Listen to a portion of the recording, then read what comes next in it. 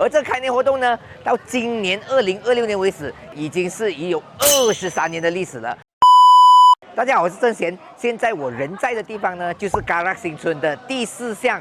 为什么在这边呢？因为每一年的农历新年，Karak的第4巷都非常的热闹，特别是年初一晚上，他们有一个开年的活动。而这开年活动呢，到今年2026年为止，已经是已有23年的历史了。每一年的开年都有非常多的朋友聚集在这个地方呢，来这边跟我们一起欢庆农历新年。而平常我们的时候都是除夕夜来欢庆农历新年，而Karak4巷是每一年的年初一晚上都是聚集在这边，然后晚上过了12点过后就是一个开年的仪式。不只是Karak的村民、文东的朋友，还有来自外地的朋友都会来到这边跟大家一起庆祝这个农历新年。所以我们等下就带大家看看Karak 4巷的开年活动是怎么样的，我们一起来走吧。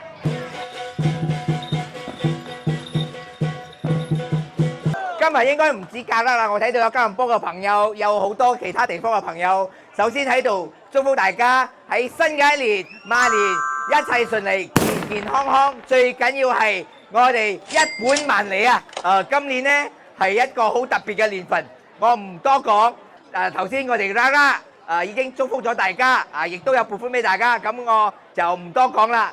今晚夜紅包照放，煙花照放，燒豬照食，酒照飲，我哋一齊嚟慶祝開年。多謝大家，多謝，祝大家恭喜發財，新年進步。